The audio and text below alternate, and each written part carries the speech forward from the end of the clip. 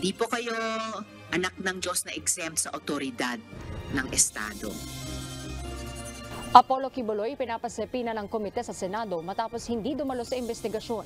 Ilang testigo sa umano'y pang-aabuso ni Kibuloy ipresenta sa Senado. Let me say this for the 100th time.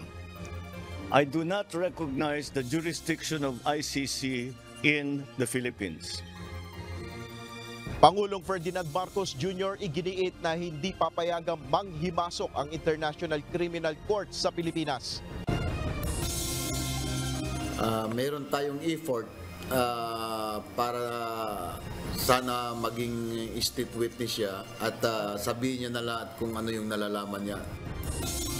Driver ng pangunahing suspect sa pagkawala ni Catherine Camilon, nais gawing state witness ng Criminal Investigation and Detection Group. Nandito tayo ngayon dahil merong illegal recruitment. But the truth in fact, the contract was entered into not in the Philippines, but in a different country with the proper license. And we have license here as well. So sasagutin namin. Ipinasarang manpower agency ng Department of Migrant Workers sa Quezon City, itinangging sangkot sila sa illegal recruitment.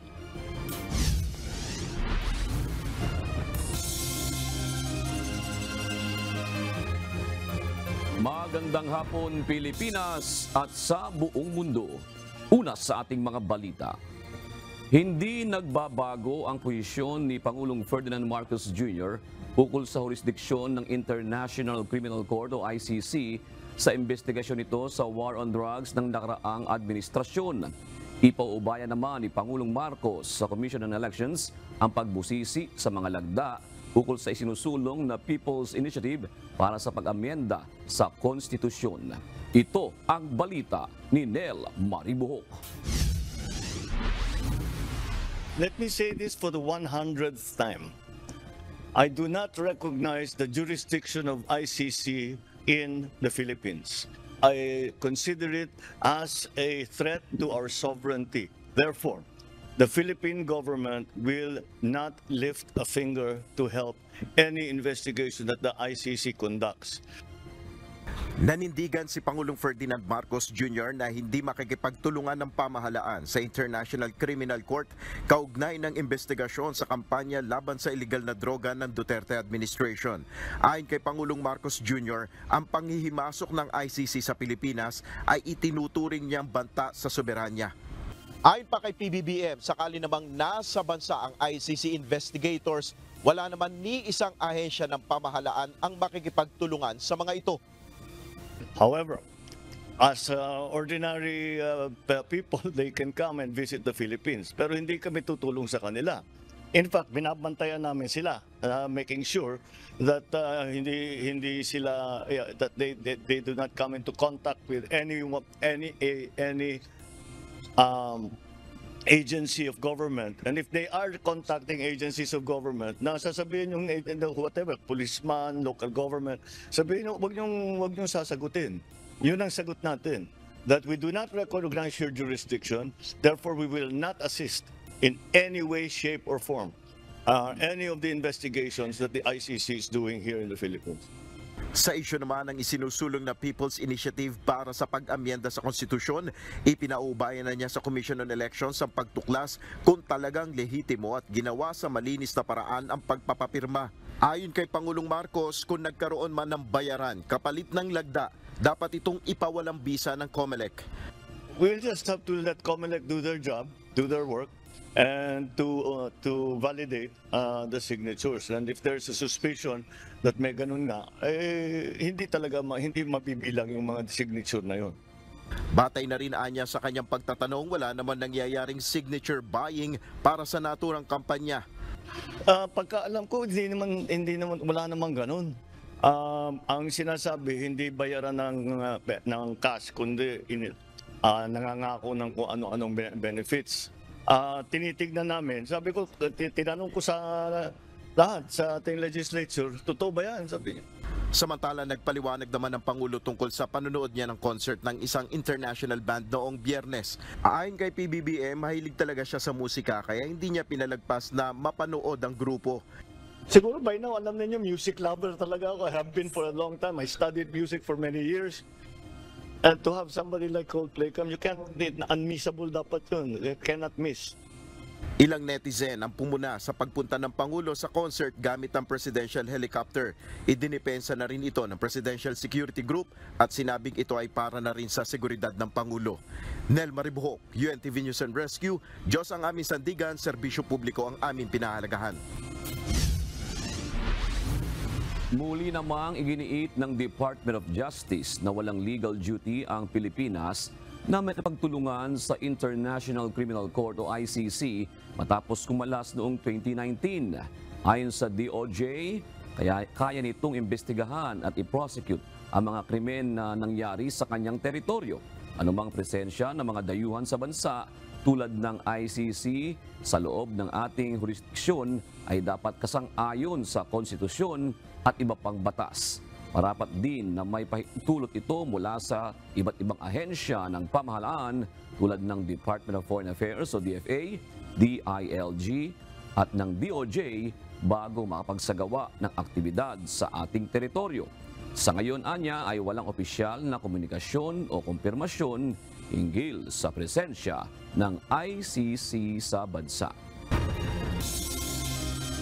Patuloy na tatanggapin ng Commission on Elections sa COMELEC ang signature forms na isinusumite sa kanilang mga opisina kaugnay ng isinusulong na People's Initiative upang baguhin ang konstitusyon ng bansa. Ayon sa COMELEC, tanging Temporary Restraining Order o TRO mula sa Korte Suprema ang makapipigil sa kanila na tangkapin ang isinusumiteng mga pirma. Ito ang balita ni Dante Amento. Mali po na hindi namin dapat tanggapin. Kasi po nakasaad sa Resolution 10650 na ang first part talaga na gagawin ng COMELEC ay tanggapin yung signature pages. Hindi pwedeng tanggihan ng Commission on Elections o COMELEC ang isinusumite sa kanilang signature pages kaugnay ng isinusulong na People's Initiative para amyendahan ang konstitusyon ng bansa. Ayon sa COMELEC, bahagi na ito ng kanilang mandato o trabaho. Sapagkat no choice naman po ang COMELEC at this point. Number one, ministerial duty po namin yan. Paliwanag pa ni COMELEC spokesman Director John Rex Laudianco, tanging ang Supreme Court lang ang maaaring pumigil sa kanila sa pamamagitan ng Temporary Restraining Order o TRO. Siguro ang pamamaraan po lagi is for a higher authority to issue a temporary restraining order. At nang magkakaroon po ng issuance ng ganyan, ang pwede lang naman po mag-TRO sa COMELEC ay ang Supreme Court. Ngunit sa ngayon, anya, ay malabo itong mangyari dahil wala pang justiciable issue na maaaring desisyonan ng korte. Wala naman kasing ibang ginagawa ang COMELEC liban na lang sa pagtanggap ng signature pages. Meron na bang ginagawa ang COMELEC? Meron na bang pronouncement ang COMELEC? Meron na ba kaming ruling para i-question sa Supreme Court? Wala pa. Wala pa pong ruling ng COMELEC. In fact, wala pa kaming jurisdiction. Hindi pa po namin natatanggap ang petition. Ang tanging ginagawa po namin ay magbilang lamang ng pirma at mag-issue ng certification. Kahapon ay sinabi ni Attorney Romulo Macalintal na walang bisa ang mga pirma. Kapag wala anyang formal na petisyong naihain sa komisyon, napakaaga pa na isumite ang signature sheets at walang dahilan ang COMELEC para tanggapin ito. Hindi umano maihahain ang pirma na una sa petisyon. Sa pahayag naman ng Pangulo, nahayaan ang COMELEC na gawin ang trabaho nito at hindi naman tatanggapin ang signature forms kung may issue ng bayaran. Sagot ng COMELEC, palagi silang bukas para sa ating mga kababayan na may reklamo. Dalawang bagay. Una, administratibo. Pwede nyo pong patanggal yung pirma ninyo, ibabawas po natin. Ikalawa, kung gusto nyo magsampa ng kasong kriminal, kung ano man po, pwede po kayong mag-file ng complaint at lahat po yan ay tatanggapin at a-action na ng COMELEC. Sa ngayon, anya, nasa 160 legislative districts na ang nakapagsumite ng signature forms sa COMELEC kaugnay ng People's Initiative. Dante Amento, UNTV, News and Rescue. Diyos ang aming sandigan, serbisyo publiko ang aming pinahahalagahan. Naglabas na ng manifesto ang Senado upang formal na tutulan ng People's Initiative. Nagkasundo ang Senado na ipahayag ang sama-sama nilang pagkontra sa naturang hakbang na magpapawalang bisa o saysay sa kanilang magiging partisipasyon sa planong pag-amyenda sa konstitusyon. Ayon kay Senate President Juan Miguel Mig Zubiri, layon lamang ng mga nagsusulong nito na tanggalan ng boses ng Senado para mas maging madali na ang pagrebisa sa konstitusyon. Mawawalan din anya ng kapangyarihan ng Senado na pigilan ng mga radikal na nais baguhin sa saligang batas gaya ng foreign ownership at pagtatanggal sa term limits ng mga politiko. We stand by our institution, not for our own personal benefit or gain, but for the systems of checks and balances and democracy as a whole. We must stand fast these attacks on our democratic principles. Sumabuhay ang Senado. Samantala, naniniwala si Senator Robin Hood Padilla na mas makabubuti kung si Senator Juan Edgardo Angara ang mangunguna sa pagtalakay sa resolusyon na naglalayong amyendahan ng economic provisions ng 1987 Constitution. Ito ay matapos ma-refer kahapon sa Committee on Constitutional Amendments and Revision of Codes si Padilla ang resolusyon. Ayon kay Senator Padilla, unang-una ay mawawala ang pagdududa ng taong bayan at pagiging bias dito dahil alam naman umano ng lahat na pabor siya sa charter change.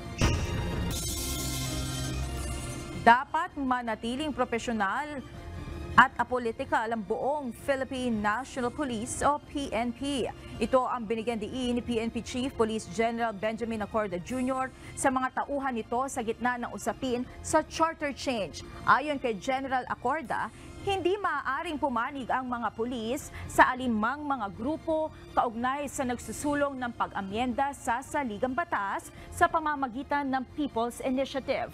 Maaari lamang silang pumasok sa eksena kung magkakaproblema sa peace and order ang bansa.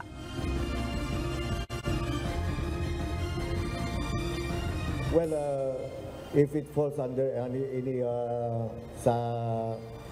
violations of law, we might. Pero yan ang pag-aaralan natin. But that issue is some sort of political para sa akin. What the PNP, the side of the PNP is, we should not be, kumbaga, we should be apolitical. Although we have our own personal opinion and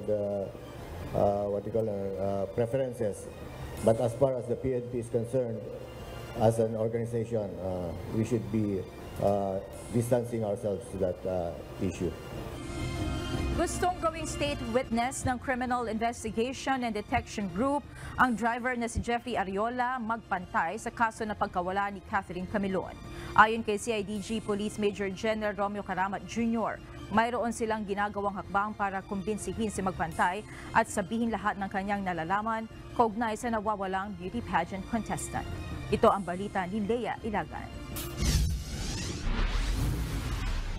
I believe na sooner ay sasabihin niya kung ano man yung participation nila, kung ano yung katotohanan. Meron tayong effort para sana maging state witness siya at sabihin niya na lahat kung ano yung nalalaman niya. Hindi pa rin alam ng Criminal Investigation and Detection Group kung saan matatagpuan ang nawawalang beauty pageant contestant na si Catherine Camilon. At dahil matagal nang walang proof of life, aminado ang CIDG na maliit na ang tsansa na matatagpuan itong buhay. Ayon kay CIDG Director, Police Major General Romeo Caramat Jr., umaasa na lamang silang makukonsensya at magsasalita si Jeffrey Ariola Magpantay, driver ng pangunahing suspect, at isisiwalat ang lahat ng kanyang nalalaman kaugnay sa insidente. Lahat tayo, there is a good side of ourselves. Lahat tayo may konsensya. Hopefully, Magpantay will turn state witness. Dahil nga nag-waive na nga siya, nag-sign na siya ng waiver para sa kanyang pagkakakulong. Hinikayat din ni General Caramat ang dalawang suspect na sumuko na. Itong dalawang suspect natin, bago po mahuli ang lahat, ako ay nakikiusap, you could be an state witness para gumaan kung ano man yung kasalanan nyo. So, I advise them na pumunta sa CIDG office at makipagtulungan sa investigasyon na ginagawa regarding dito sa Camilon case. Bagamat naniniwala ang opisyal na hindi tatakas o lalabas ng bansa ang pangunahing suspect na si Alan De Castro dahil lalong titindi ang pagdududa na guilty ito sa krimen. Nakikipag-ugnayan na rin aniya ang CIDG sa Bureau of Immigration upang ma-monitor kung may balak itong lumabas ng bansa. We made already a coordination with the Bureau of Immigration na because we are anticipating that maybe aalis siya ng bansa. We made already the coordination for hold departure order para hindi makalabas ng bansa itong main suspect natin. Samantala, ikinatuwa naman ng Commission on Human Rights ang pagkakadismiss sa serbisyo kay De Castro, ngunit kasabay nito, hinikayat ng ahensya ang Philippine National Police na agarang resolbahin ang kaso. Leia Ilagan, UNTV, News and Rescue.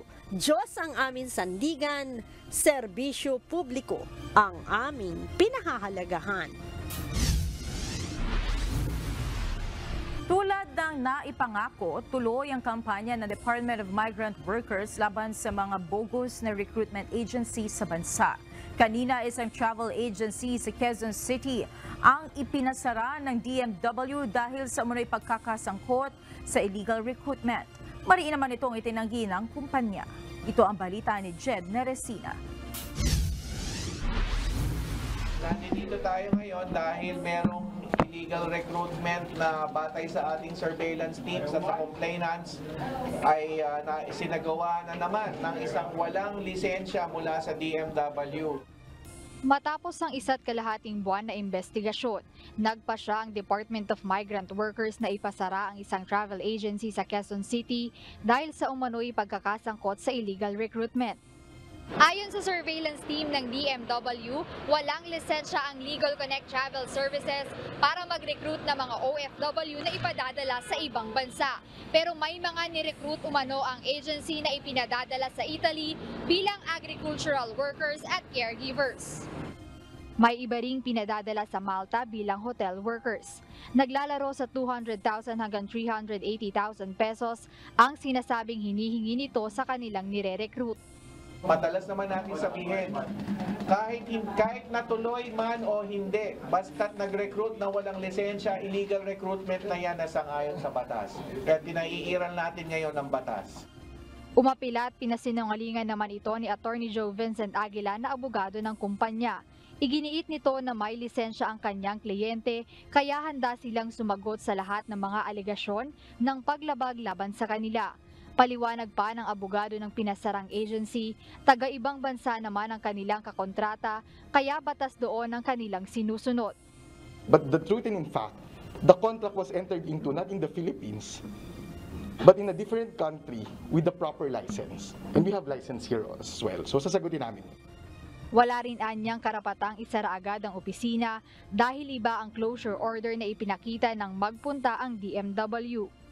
The order that we receive is closure order number 1 for GIS German document facilitation. This is not the company of my client. And it is addressed in Alcantara, Pablo Ocampo, Balate. So currently, sir, kung hindi ito, wala kayong right to close. Hindi yan, sir, meron kaming So for the meantime, dahil wala kayo nun, dapat hindi nyo i-close. Depensa naman ni Attorney Eric Dolyete, Director 3 ng Migrant Workers Protection Bureau, ayaw umanong tanggapin ng General Manager ng kumpanya ang closure order, kaya tumuloy na sila sa pagpapasara nito. Kanina po, nung binibigay po natin yung order kanina, no, he refused to receive that order.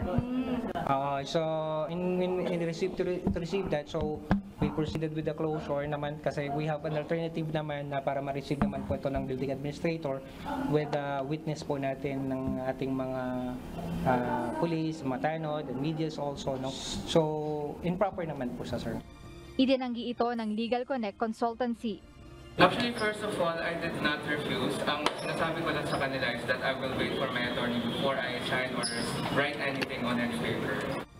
Handa naman ang DMW maging ang panig ng pinasarang agency na mag-usap upang maisaayos ang gusot. Jed Neresina, UNTV News and Rescue. Diyos ang aming sandigan, serbisyo publiko ang aming pinahahalagahan. Narito naman ang mga balitang nakalap ng UNTV News Global Correspondents na ihahatid ni Jack De Ocampo mula sa Chester, United Kingdom.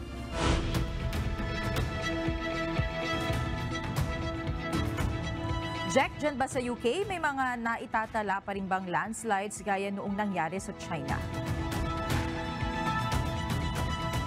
Yes, Monica, katulad na rin ng ibang bansa dito sa United Kingdom, may mga naitatala rin na landslide. Pero ang pinaka-significant na landslide na nangyari ay yung Aberfan landslide noong 1966 sa Wales, kung saan 144 ang mga nasawi at among sa 144, 116 ang mga bata kasi ang pinaka-naapektuhan doon yung primary school na malapit doon sa isang coal mine kung saan nangyari yung landslide, Monica. Sige, Jack, ibigay mo na ang mga balita sa iba't ibang panig ng daigdig. Nasa 11 na ang kumpirmadong nasawi habang marami pa ang nawawala at pinaniniwala ang naipit sa ilalim ng guho sa nangyaring landslide sa southwestern China. Matapos ang pagguho ng lupa, sinundan naman ito ng malakas na lindol. Ito ang balita ni Ray Jan Bolivar. Nagkukumhog ang mga rescuers sa China upang hanapin at iligtas ang mga nawawala pa. Kasunod ng landslide sa Yunnan Province, nasa 1,000 rescue workers sa pangunguna ni Chinese Vice Premier Xiang Guqin ang dinispatch sa site upang mapabilis ang operasyon. Sinuong nila ang mabatong daan sa paanan na nagyayalong bundok kung saan nakitang nagkalat ang mga personal na gamit. Ipinag-utos na rin ni President Xi Jinping ang all-out rescue sa mga lugar na nakararanas ng sub-zero temperatures. Batay sa resulta ng paunang pagsisiyasat, ang landslide ay resulta ng pagguho sa isang talampas. Tinatayang nasa 100 meters ang lapad at nasa 60 meters ang taas ng guho. May kapal na 6 na metro. Ayon sa mga nakaligtas na residente, nakarinig sila ng malakas na ugong at pagyanig na parang lindol bago ang landslide. Mahigit 500 individual ang inilikas mula sa kanilang mga tahanan na karamihan ay matatanda at bata. Samantala, pagkatapos ng landslide ay nagkaroon naman ng magnitude 7 na lindol sa Wuxi County. Wala naman napaulat na casualties, ngunit may ilang bahay ang napinsala at ilang lugar din ang nawala ng supply ng kuryente. Rajan Bolivar, UNTV News and Rescue. Diyos ang aming sandigan, serbisyo publiko ang aming pinahahalagahan. Determinado ang Estados Unidos at United Kingdom na pigilan at masawata ang Houthi rebels na namemerwisyo sa Red Sea. Kaya malakas ang loob nila na magsagawa ng mga pag-atake dahil may suporta silang nakukuha sa mga kaalyadong bansa. Ito ang balita ni Klein Sinka. Naglunsad ng bagong pag-atake ang Estados Unidos at United Kingdom laban sa Houthi rebels sa Yemen. Base sa inilathala nilang joint statement, ang 8 pag-atake na isinagawa ay suportado umano ng Australia, Bahrain, Canada at the Netherlands. Sa gitna ito ng patuloy na pag-target na Iran-backed group sa mga commercial ships sa Red Sea at claim na nakapagsagawa sila umano ng successful attack sa US military cargo ship na Ocean Jazz sa Gulf of Aden. Pinabulaanan naman ng US Naval Forces Central Command ang sinasabing pag-atake ng Houthi sa barko ng Amerika. Batay rin sa pahayag, layunin ng mga precision strike na guluhin at pahinain ang kakayahan ng Houthis na maging banta sa pandaigdigang kalakalan at ang buhay ng mga inosenteng marinero. Inilarawan naman ni UK Defense Secretary Grant Shapps ang pinakabagong hakbang na ito bilang self-defense laban sa anyay intolerable attacks sa merchant shipping. Sa huli, muling tiniyak ng US at mga kaalyadong bansa na nananatili ang kanilang layunin na i-de-escalate ang tensyon at ibalik ang katatagan sa Red Sea, ngunit hindi rin sila titigil na ipagtanggol ang mga buhay na nasa panganib at hindi rin na sila papayag na maantala ang maayos na komersyo sa isa sa world's most critical waterways. Klein Sinka, UNTV News and Rescue, USA. Diyos sa aming sandigan, serbisyo publiko aming pinahalagahan. Magre-retiro na si dating Australian Prime Minister Scott Morrison sa politika. Sa kanyang social media account, inanunsyo ni ScoMo ang kanyang pag-alis sa Parliament matapos ang 16 na taon. Panahon na anya para sa mga bagong hamon sa global corporate sector at pagtunan ng mas maraming oras ang kanyang pamilya. Pinasalamatan ni Morrison ang lahat ng sumuporta sa kanya sa loob ng maraming taon mula noong magsimula pa lamang siya hanggang umaabot ang pinakamataas na posisyon sa Australia. Hindi nakatutulong sa ekonomiya ng Australia ang significant investor visa stream. Kaya narama na minarapat ng Australian government na tuluyang itigil ang kinaguriang Golden Ticket Visa. Ito ang balita ni Danny Delieva. Ipinatupad ng Australian government ang rekomendasyon na nakapaloob sa migration strategy na tuluyang ihinto ang significant investor stream o subclass 188C visa. Sa ilalim ng visa stream na tinatawag ding Golden Ticket Visa, sino mang mag-i-invest sa bansa na hindi bababa sa 5 million Australian dollars ay madaling mabibigyan ng karapatan na manatili sa bansa hanggang 5 taon. Maaari itong gamitin ng visa holder bilang pathway upang magkamit ng permanent residency status. Hindi na kailangang dumaan sa English language test ang investor at wala ring age limit na ipinatutupad, hindi katulad ng pangkaraniwang visa applications. Subalit ayon kay Home Affairs Minister Claire O'Neill, isa ang pagsasaayos ng investor visa sa mga binabago ng pamahalaan upang maging kapaki-pakinabang sa bansa. Ikinababahala rin ng marami na nagbibigay daan lamang ang visa stream sa corrupt foreign officials at organized crime groups na magtago ng pondo sa developed countries tulad ng Australia. Ayon pa kay Martin Parkinson na nagsagawa ng pag-aaral, bigo ang Australian migration system na umakit ng highly skilled migrants habang pinapayagan na ma-exploit ang mga tumatanggap ng mababang sweldo. Sa kabilang banda, lumabas din sa pag-aaral na mas malaki ang naitutulong ng skilled migrants sa ekonomiya kaysa significant investor visa holders sa halagang 300,000 Australian dollars. Danny Delieva, UNTV News and Rescue. Diyos ang aming sandigan, serbisyo publiko ang aming pinahahalagahan. At yan ang mga balita mula sa iba't ibang panig ng mundo. Mula dito sa Chester, United Kingdom. Ako si Jack De Ocampo. Magandang gabi. Bine-verify pa ng Department of Foreign Affairs ang ulat na isang pang-Pilipino ang hinuli sa Japan kaugnay ng pagkamatay ng mag-asawang Hapon. Ayon sa DFA, nangangalap pa ng impormasyon ng embahada sa Tokyo tungkol dito. Batay sa mga inisyal na ulat na kanilang natanggap, nakita umano sa CCTV na nasa lugar din ang hindi pa pinangalan ng lalaking Pilipino kung saan natagpuan ang mga biktima. Una nang inaresto ng Japanese authority ang isang 30-year-old Filipina dahil sa pag-abandona umano sa mga bangkay. Para sa kabutihan nila, hindi muna ako mag-speculate kung partners sila or sabay or maaari kasing inosente si ating kababayan. At yung isang Pilipino na lalaki ang responsable. Titingnan po natin. Babala po sa mga manunood. Ang susunod na balita ay naglalaman ng mga sensitibong impormasyon, kaya pinapayuhan po ang mga magulang na gabayan ang mga batang nanonood. Pinasusumpina na ng komite sa Senado ang religious leader na si Apollo Kibuloy kaugnay ng mga aligasyon ng sexual abuse at human trafficking.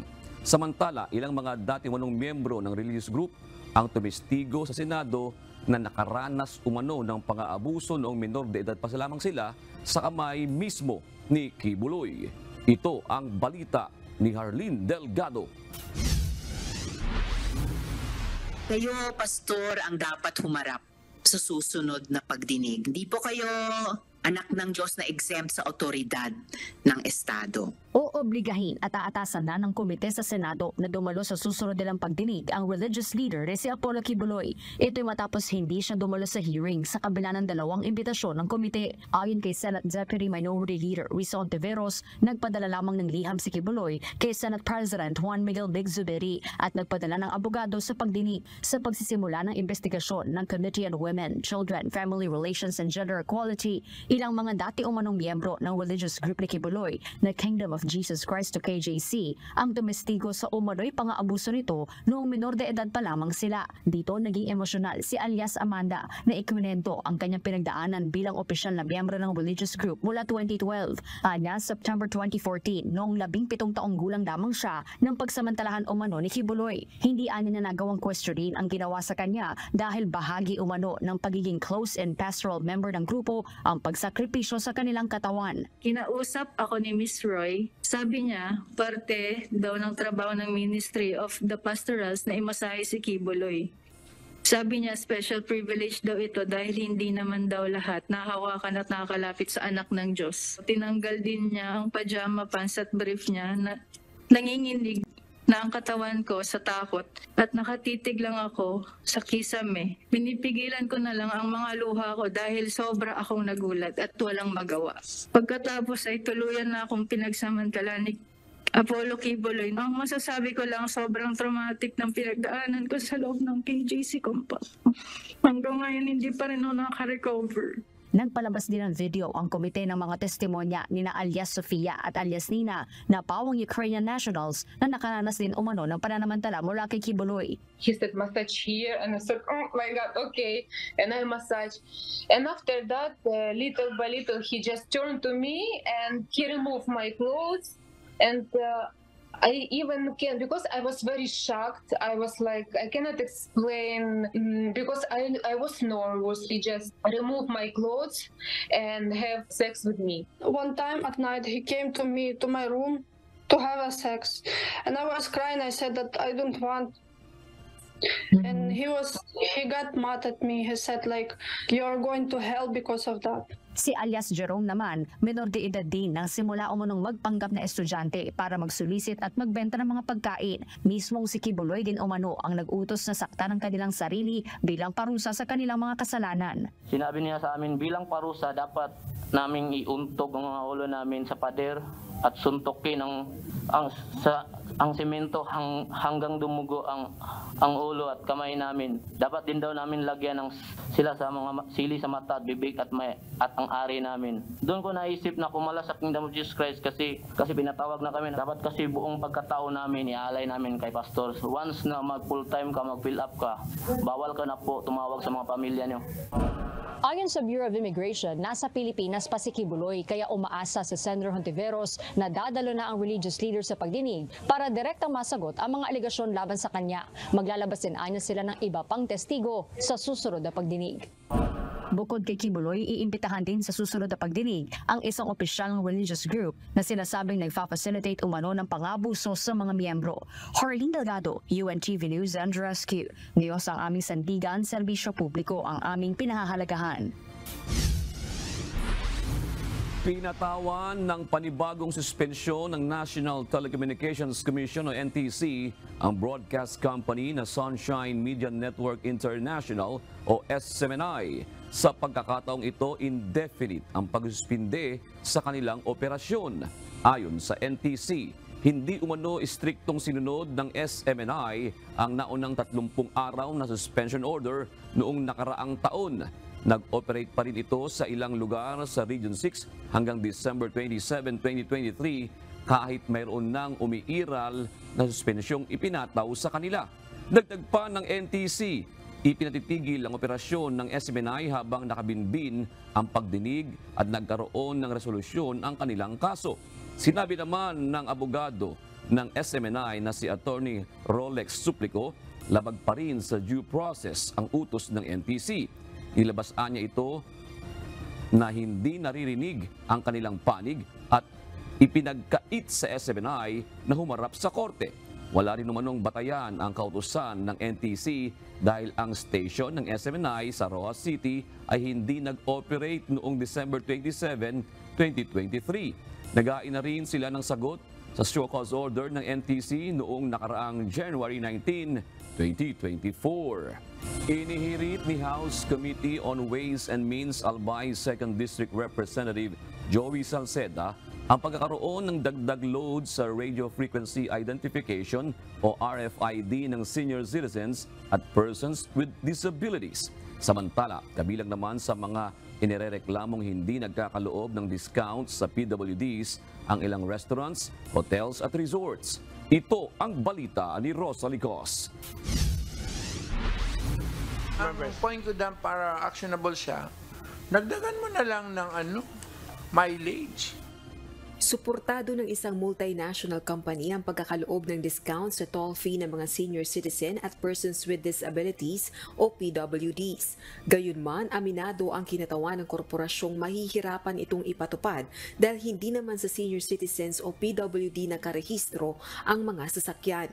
Kaya giit ni House Committee on Ways and Means Chairperson Albay 2nd District Representative Joey Salceda, dagdagan na lang ang load sa RFID ng senior citizens at PWDs gamit ang Certificate of Registration o CR ng sasakyan. Imbes kung bumili kami ng 5,000, dagdagan mo ng 1,000. 20% din yun. So bali, walang mawawala sa iyo, 6,000. When we pay you 5, why don't you give them credits for 6 for those vehicles that belong to senior citizen? That is my that's the proposal of the joint committee. No discounting, just add on. We're coordinating with the TR, with the Toll Regulatory Board regarding this post discount, as well as the DOF and the BIR, at saka po yung SANEDA regarding the discounting. We see some glitches in the implementation of the discount because one case in point po, yung po mga vehicles na registered ay hindi naman po sa senior citizen eh. Hiniling din sa pagdinig ng taasan ng halaga ng discount ng senior citizens para sa grocery items sa gitna ng nararanasang inflation. 154 na reklamo naman ang natanggap ng National Council on Disability Affairs kaugnay ng hindi pagkakaloob ng discount sa PWDs para sa taong 2023. Kabilang sa mga inirereklamo ay ilang sikat na restaurants, hotels and resorts, supermarkets, drugstores at maging food delivery at transport app. Inisa-isa ito ni Congressman Salceda sa pagdinig. Nais din ng mambabatas na tugunan ng mga ito ang reklamo laban sa kanila. We hope to hear from some other businesses which did not appear today. Hindi ko kami titigil hanggat hindi kayo pumunta because we want your voices heard. Iginiit naman ang kinatawan ng ilang business establishment na concern naman nila ang pagkalat ng beking senior citizens at PWD ID. Kaya isinusulong din ng ilang mambabatas na gawing centralized ang pagkakaloob ng identification card. The issuance of IDs, it should be centralized kasi kung titingnan mo yung paiba-iba every LGU, iba yung mukha ng ID nila, may mga malaki. Diyan din nanggaling yung proliferation ng mga fake ID. Sa kasalukuyan, ang mga lokal na pamahalaan ang nag-i-issue ng PWD at Senior Citizens ID. Rosa Licos, UNTV News and Rescue. Diyos ang aming sandigan, serbisyo publiko ang aming pinahahalagahan. Umakyat pa ang bilang ng mga pamilyang Pilipino na nagugutom batay sa isinagawang survey ng Social Weather Station o SWS. Kaugnay nito, nangako naman ang Department of Social Welfare and Development na lalo pang paigtingin ang kanilang programa upang matugunan ito. Ito ang balita ni Gladys Tuwabi. Nung nakakuha ko ng sahod ng asawa ko, ginawa ko, pinuhunan ko talaga siya kasi pares kami walang trabaho, dalawa. Nag-isip ako ng paraan kung paano kami makakaraos araw-araw. Kaya ito ginawa ko, nagtinda-tinda ko ng banana cue, turon. Halos 500 piso ang kinikita ni Maria Virginia Paguyo sa pagtitinda ng merienda sa isang araw. Pinagkakasya niya lamang ito para sa pambayad sa kuryente, gastusin sa bahay at sa iba pang pangangailangan ng kanyang 2 batang anak, lalo't pareho sila ng kanyang asawa na walang regular na trabaho. Kulang pa rin talaga kasi may nag-aaral, sa bahay, sa kuryente. Pero sa awa ng Diyos, nairaraos namin. Pag mamamalengke kami, bumibili na rin kami sa palengke ng yung sa plastic na gulay na 20 pesos, tas ikaw na lang yung magluluto. Tapos meron tumpok na 50 pesos na isda, ikaw na rin magluluto hanggang gabihan na namin yun. Dagdag ni Maria dahil sa mahal ng mga bilihin, naranasan na rin nila ang 2 beses lamang na kumain sa isang araw. Kaya hiling nito sa pamahalaan, tulungan sila sa kahit anong paraan. Nararanasan din namin yun yung 2 beses lang. Nung wala kaming ganito, nung wala rin kaming trabaho, sobrang hirap. Sana kaming mahihirap na kagaya namin mapansin nyo, matulungan nyo yung kahit sa isang buwan man lang may parang sustento gano'n na pambili ng bigas. Kasi minsan mawawalan ka talaga mawawalan ka talaga ng pera. Kaya napakalaking tulong nun. Sa pinakabagong survey na inilabas ng Social Weather Stations o SWS, nasa 12.6% ang bilang ng mga pamilyang Pilipino na nagsasabing nakararanas sila ng gutom o involuntary hunger dahil sa kawalan ng makakain sa nakalipas na 3 buwan. Mas mataas ito ng 2.8% kumpara sa 9.8% na naitala noong September 2023. Pinakamaraming nakaranas ng gutom sa bahagi ng Luzon na umabot sa 14.3%, na sinundan ng 12.7% sa Metro Manila, 12% sa Mindanao, panghuli ang Visayas na may 9.3%. Samantala, tumaas naman ang moderate hunger sa bansa o walang makain paminsan-minsan sa 11.2% mula sa 8.4%. Umakyat din ang bilang ng severe hunger o madalas walang makain na nasa 1.4%. Ganun pa man ayon sa SWS, ang annual hunger rate ng 2023 na 10.7% ay mababa ng 1 point sa 11.7% na naitala noong 2022. Ngunit mas mataas ito ng 1.4 points kumpara noong 2019 na mayroon lamang 9.3%. Isinagawa ang naturang survey ng SWS noong December 8 hanggang December 11 ng 2023 sa 1,200 respondents nationwide. Kinikilala naman ng Department of Social Welfare and Development ang isyu ng pagkagutom sa bansa na patuloy na tinutugunan ng ahensya. Binigyang diin ng ahensya ang kahalagahan ng pagpapatupad at pagkakaroon ng innovative strategies sa pakikipagtulungan ng iba't ibang ahensya ng pamahalaan upang tuluyang iwaksi ang involuntary hunger na nararanasan ngayon. October 12, 2023 ay naglabas na executive order ang Malacanang sa pagkakatatag ng Walang Gutom 2027 Food Stamp Program, isang flagship program ng Marcos administration. Nakasaad dito na ang naturang programa ay mayroong sapat na pondo para matulungan ang mga mahihirap ngayong 2024. Ayon sa DSWD, kabilang sa mga programang sinimulan na ng pamahalaan ay ang Food Stamp Program na naglalayong makapagbigay ng food augmentation sa 1 milyon na households at inaasang ngayong taon ang full pilot implementation ng programa upang tuluyang maabot ang food security at wala ng Pilipinong magugutom. Gladys Tuwabi, UNTV News and Rescue. Diyos ang aming sandigan, serbisyo publiko ang aming pinahahalagahan. Isa sa malaking problema sa maraming lugar sa Davao Region ang pagbaha. Kaugnay nito, magsasagawa ng Regional Flooding Dialogue ang Office of Civil Defense o OCD-11 kasama ang iba pang concerned government agencies upang talakayin ang matagal ng problema sa rehiyon. Ito ang balita ni Lucilio Ren. Ang Tibok Region Manggod is a flooding problem, no? Carmen, Borduhalit, Tanan municipalities. So, we will do a regional flooding dialogue with all stakeholders inside. Nagmistulang dagat ang mga binahang lugar sa Davao Region nang manalasa ang shear line na nagdala ng ilang araw na mga pag-ulan sa rehiyon. Napilitang lumikas ang maraming mga residente at ang iba ay pansamantalang nagtayo ng mga tent sa gilid ng kalsada. Umabot sa mahigit 600,000 individual ang apektado at kinailangang isailalim sa state of calamity ang buong probinsya ng Davao del Norte at Davao de Oro. Ayon sa Office of Civil Defense o OCD-11, isa talagang malaking problema sa rehiyon ang mga pagbaha. Dahil dito, plano ngayon ng ahensya na magsagawa ng Regional Flooding Dialogue kasama ang concerned government agencies, kabilang na ang Department of Public Works and Highways o DPWH. Layo ng dialogo na talakayin ang mga infrastructure projects sa rehiyon na may kinalaman o nakaaapekto sa mga pagbaha at iba pang sakuna sa rehiyon. Some of our projects may be resilient, ligon siya, pero in relation to disaster, wala matanaw. Pananglitan, na ay creek. Magbutang ang government o dike no? Gabion wire dikes.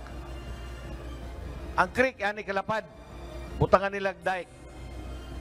Nahimong gamay ang creek. Mo nang nahitabo sa Turil, katong flooding sa Turil.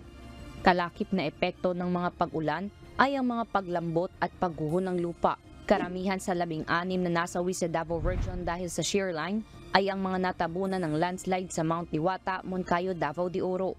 Ang Mount Diwata, na tinatawag ring Mount Diwalwal, ay isang kilalang minahan. Pero sa kabila ng pagiging landslide-prone area, marami pa ring mga residente ang pinipiling manirahan sa lugar dahil nandito ang kanilang hanap buhay. Ganito rin ang sitwasyon sa iba pang mga landslide-prone area sa rehiyon ayon kay OCD-11 Regional Director Ednar Dayang Hirang. Bagaman matagal nang inabisuhan ang mga residente na delikado sa pagguho ng lupa ang kanilang tinitirhan, mahirap anya ang pagpapalipat sa kanila sa ibang lugar dahil sa dami ng kailangang ikonsidera. Pangunahin dito ang kani-kanilang mga hanap buhay. Kaya kailangan talaga anya ang whole of government approach o pagtutulungan ng iba't ibang ahensya ng pamahalaan upang mailipat ang mga residente sa mas ligtas na lugar. However, sa kadakoon, no, sa youth nga concern, burag nagitay difficulty, maybe 10 years. No? Medium term and long term dapat ang atong approach. Whole of nation, whole of government approach gini. Ayon kay Dayang Hirang, bahagi ito ngayon ng agenda ng Regional Disaster Council nang sa gayon ay maitawid naman ito sa Regional Development Council na siyang naglalatag sa mga direksyon, plano at polisiya para sa ikabubuti ng mga residente sa rehiyon. Lucille Ren, UNTV News and Rescue. Diyos ang aming sandigan, serbisyo publiko ang aming pinahahalagahan.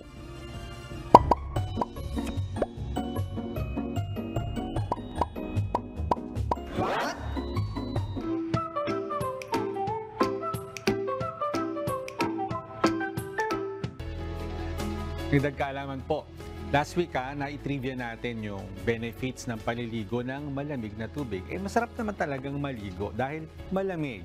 At bagamat marami nga pong benepisyo ito sa atin, ayon po sa mga doktor, meron palang mga tao ang dapat umiwas sa sobrang malamig na tubig kapag maliligo. Sino-sino ba yan? Una po sa listahan ang mga taong may cardiovascular conditions. Pwede kasing mag-constrict ang mga blood vessels kapag maligo ng malamig na tubig at delikado ito para sa mga taong may hypertension. Pati po yung mga taong may asthma dapat umiwas sa paliligo ng sobrang lamig na tubig dahil pwede matrigger ang respiratory distress at mahirapang huminga ang may asthma. Yung may mga impeksyon at sakit, dapat ding umiwas sa cold shower dahil makaka-stress sa immune system. Hintayin na lang munang gumaling po kayo kung gusto nyo maligo ng malamig na tubig. Pati ang mga buntis, mag-iingat din sa paliligo ng malamig na tubig. Ang biglang pagbabago po sa temperatura ng katawan ay hindi po mabuti sa mga nagbubuntis. Pati po sina lolo at lola, paiwasan na rin sa malamig na tubig kapag maliligo dahil nakakaapekto ito sa sirkulasyon ng kanilang mga dugo.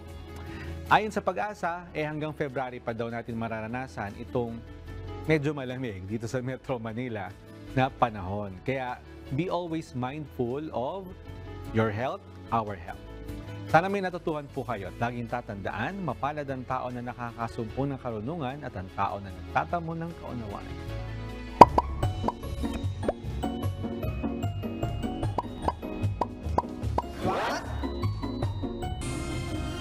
Babawasan pa ang takbo ng tren ng Philippine National Railways o PNR matapos ang naitalang 3 aksidente na nasagasaan ng tren sa Bicol.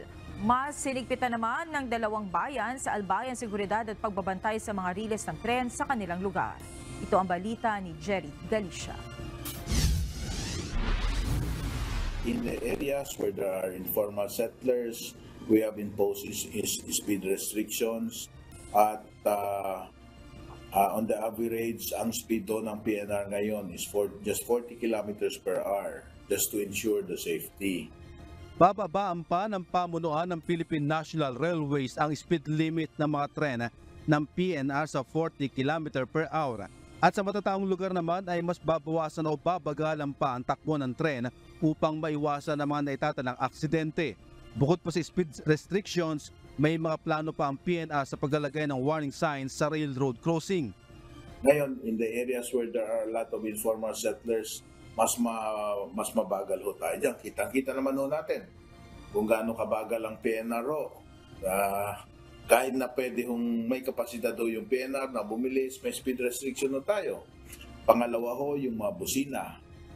Well, we are also speeding up the installation of so many things such as level crossings, lightings in street crossings.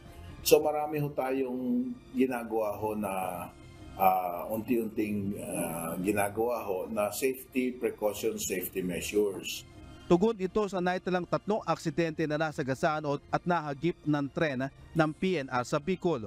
Humingi naman ng tulong ang PNR sa publiko, lalo na ang mga residente, lalo na sa mga may mga kamag-anak na may sakit sa pandinig at may edad na.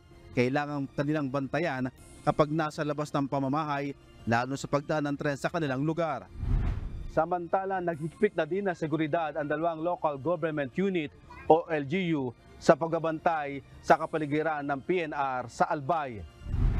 Inatasan na din ni Pulangi Mayor Adrian Salceda ang Municipal Disaster Risk Reduction and Management Office na makipag-ugnayan na sa mga pulis at mamahagi ng information campaign materials sa mga residente malapit sa daanan ng trena. 8 barangay naman ang ibinabagtas ng PNR sa bayan ng Pulangi. Ito ay ang Agos, Matacon, Santikon, Apad, Laningay, Sugkat, Bagurang at Basud. Inutusan na din ni Kamalig Mayor Carlos Erwin Baldo Jr. ang mga watchmen sa barangay na i-monitor at laging tiyakin na walang mga tao sa railway sa may schedule na pagdaan ng tren. Ipinagbigay alam na din sa mga residente sa mga oras ng pagdaan ng tren sa mga matataong lugar. Tiniyak din ng LGU Kamalig na nakadeploy ang mga watchmen sa railroad sa mga barangay ng Tagaytay, Kumon, Taladong at Binitayan sa Kamalig, Albay. Nag-utos na din si Police Regional Office o PRO5 Regional Director Police Brigadier General Andre Dizon sa mga tauhan at tumulong sa mga watchmen sa pagbabantay sa mga riles ng trena. Suwestyon din ng PRO5 na maglagay ng karagdagang early warning signs malapit sa mga riles at sa matataong lugar na dinadaanan ng PNR. Jerry Galicia, UNTV News and Rescue. Diyos ang aming sandigan, serbisyo publiko ang aming pinahahalagahan. Kasabay ng inaasahang pagbaba pa ng temperatura sa Baguio City, muling pinag-iingat na Department of Health ang publiko laban sa mga sakit ngayong cold season. At kahit sobrang lamig sa City of Pines, patuloy itong dinarayo ng mga bakasyonista na nais makaranas ng cold weather. Ito ang balita ni Grace Doctolero. Okay naman, malamig kasi sa Tarlac sobrang init din talaga. So, nanibago lang, konting nagkasipon lang, pero mas okay naman din. Mas masarap yung hangin.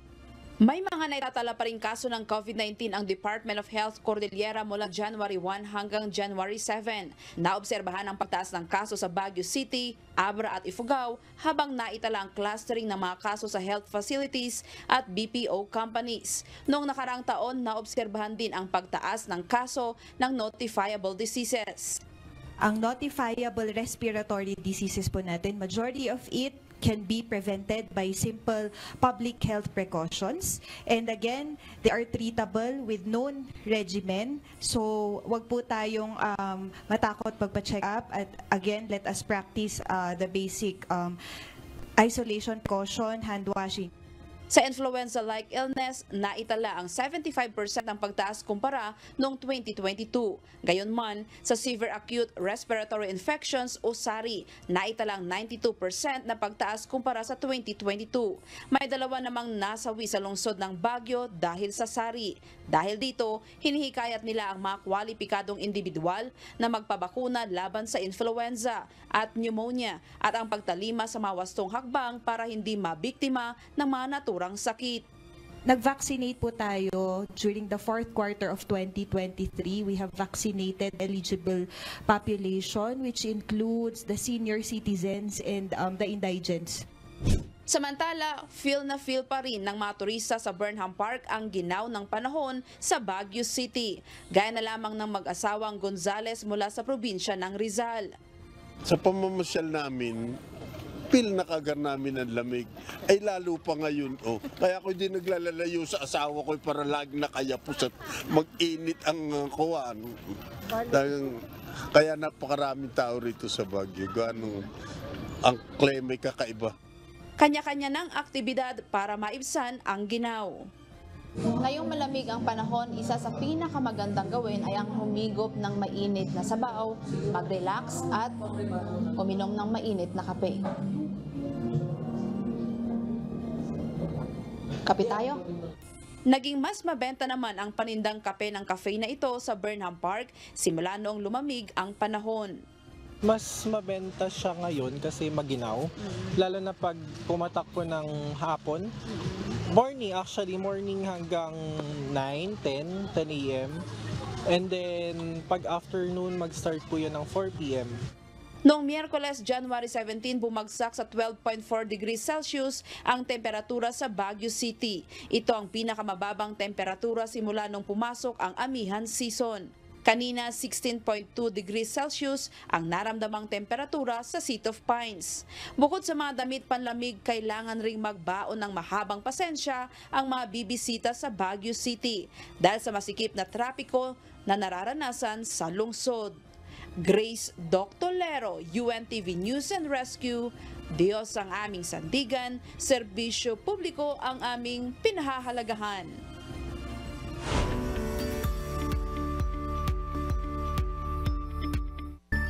Naghahanap ba kayo ng bagong pasyalan na hindi kailangan gumastos ng malaki at within Metro Manila lamang? Bakit hindi nyo subukan puntahan ang Pasig River Esplanade na matatagpuan sa Escolta, Manila?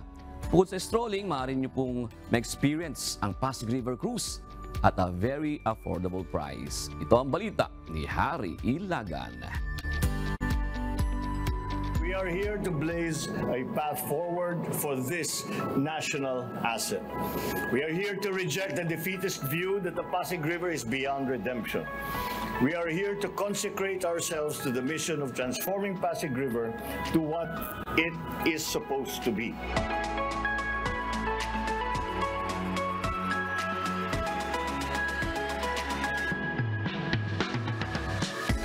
Ngayon sa mga netizens, vloggers at turista ang Malvinis, Italy na proyekto ng Pasig River Urban Development sa inisyatibo ni President Ferdinand Marcos Jr. Ito ay matatagpuan sa tabi ng Jones Bridge sa Escolta, Manila. Ito ay public park na may pedestrian-friendly walkway. May lugar na maaaring upo na magsisilbing open-air venue sa anumang events. Walang kailangan bayaran ang mga magnanais mamasyal dito. Bukas din ito 24 oras at safe naman mamasyal dito dahil may nakatalagang security guard at pulis. Ngunit mas nakamamangha ang lugar sa gabi kung kailan binubuksan ang mga magagandang pailaw at fountain. Isang pamilya ni Christian Guerrero mula sa Tondo, Manila ang hindi na nagpahuli sa pamamasyal. At bagamat malapit lang sila sa lugar, first time nilang mamasyal dito. Okay naman po kasi sobrang ganda ng pag-aagawa dito. Yung fountain, yung ilaw, magaganda yung mga poste. At bilang added attraction, binuksan na rin kahapon sa publiko ang boating escapade para makaikot sa tatlong iconic bridge sa lugar. Sa halagang 150 to 250 pesos, maaari ka nang mag-enjoy sa 15 minutes boating experience kasama ang iyong pamilya at kabarkada. Huwag lamang kalimutan magsuot ng life vest bago sumakay sa balsa o party boat. Si Sarina Camba na taga Taytay, Rizal, dumayo pa upang masilayan at ma-enjoy ang tanawin. Ma-enjoy po kayong pumunta dito kasi para kayong nasa Italy. Yung dating napakaruming Pasig ilog, ngayon po ay napakalinis. Wala na pong amoy. Namangha naman si Mike Pacheco na taga Tondo, Manila sa ganda at linis ng Ilog Pasig. Napakaganda po ng lugar, maaliwalas po, mahangin po, para ka pong nasa ibang bansa. pagka na-experience po yung lugar na ito. Sa mga magnanais sumakay sa party boat, pwedeng magdala ng pagkain habang namamasyal. Huwag lang magtapon ng pinagkainan kung saan-saan at ugaliin pa rin ang kalinisan at kaayusan upang mapangalagaan ang Ilog Pasig. Haring Ilagan, UNTV, News and Rescue, Diyos ang aming sandigan, serbisyo publiko ang aming pinahalagahan.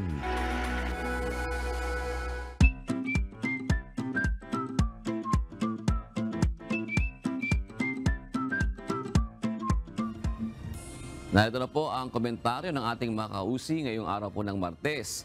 Hinggil po sa usapin sa People's Initiative, sabi po ni Senito Vargas Channel, good evening po IAB team, sana mag-usap ang Kongreso at Senado kung anong paraan talaga ang dapat sa constitutional amendments or revision. Huwag na magbangayan. Ayun, sabi niya.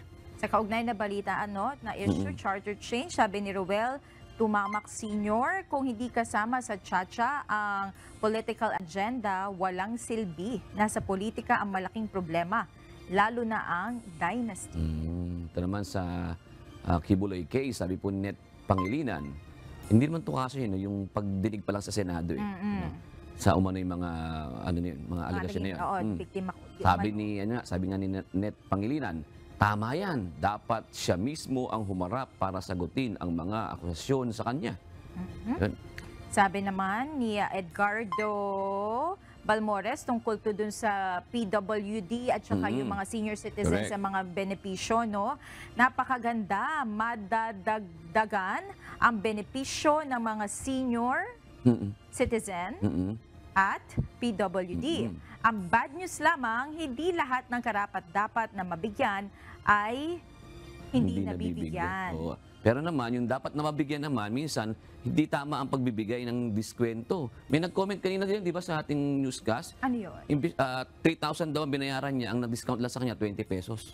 20 pesos sa 3,000? Sabi nung nag-comment dyan, makikita nyo dyan sa comment section natin dyan. Oo. Alam ko may isang sikat na kainan. Recently yung nag-viral kasi dyan na meron silang hindi tamang diskwento ibinigay sa senior citizen. So mainam nga na napag-uusapan yan, no? Kasi kawawa naman talaga yung mga kababayan natin senior citizen and PWD na talagang disadvantage, lalong-lalo na ngayon na inflation. Kasi dapat ang mabawas yung value-added tax wala at yung yun. Discount. Diba? May discount ka dapat na 20%, tas wala ng tax 12%. dapat yun. Correct, yun ang dapat. O sige, ito na po sa ating mga shoutouts.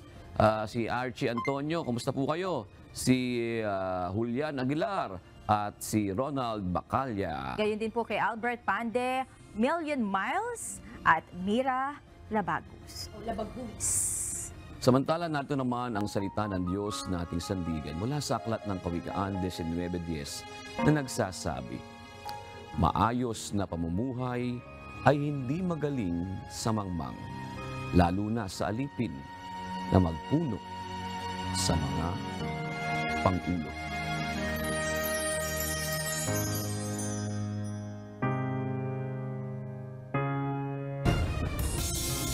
At yan ang naging kabuuan ng ating balitaan ngayong gabi. Aming inilahad ng buong katapatan kung paano namin nasaksihan. Kayo'y makapagtitiwala ng aming nakita at narinig, ang aming ibinabalita. At dito po sa UNTV, Diyos ang aming sandigan, serbisyo publiko, ang aming pinahahalagahan. Magandang gabi po.